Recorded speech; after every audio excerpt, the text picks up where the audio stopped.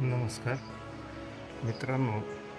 झाड असेल, प्राणी असतील, पशुपक्षी असतील, माणसं असतील, रोग पडल्यानंतर त्याची काय अवस्था होते.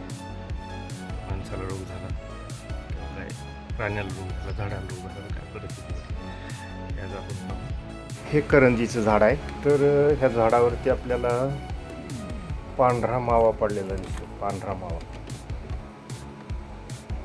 ही एवढी चांगली फुलं आलेली होती, चांगली फळं यायचं बेतात झाड होतं. मागच्या आठवड्यात त्याच्यावरती भुंगे, मधमाशा प्रचंड प्रमाणात होत्या.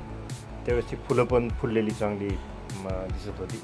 त्याचा गंध फुलांचा येत होता परिसरात. परंतु मागचा आठवडा गेला आणि आभाळ आलं होतं मध्ये, थोडं ढग आल्यामुळं वातावरण बिघडलं आणि हे फुलं गळती झाली आणि हा त्याच्यावर पांढरा मावा पडला.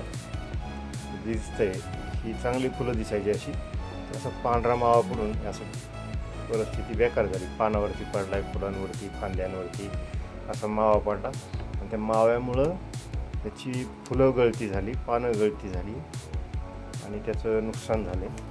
खरं तर हा एक चिकट मऊ कीटक किडा असतो आणि हा फंगस आहे असं म्हणतात. त्यामुळं फळं पिकं, जी कुठली फळं पिकं असतील त्या पिकांचं उत्पादन घटत असतं. आणि हा किडा, मावा असणारा हा पांढरा किडा, पानामधला रस शोषून घेतो. त्याच्यामुळं पानं, फुलं, फळं अशी गळून पडतात. त्यामुळं झाडं, वेली किंवा ज्याच्यावर हा रोग पडला त्यांचं मोठं नुकसान होतं. त्या फांद्या, फळं सगळे वाळून जातात आणि त्या गळूनसुद्धा पडतात. त्याच्यामुळं याच्यावर काही पर्याय असला, तुम्हाला जर माहीत असला काही पर्याय, तर तुम्ही कमेंटमध्ये मला सांगू शकता.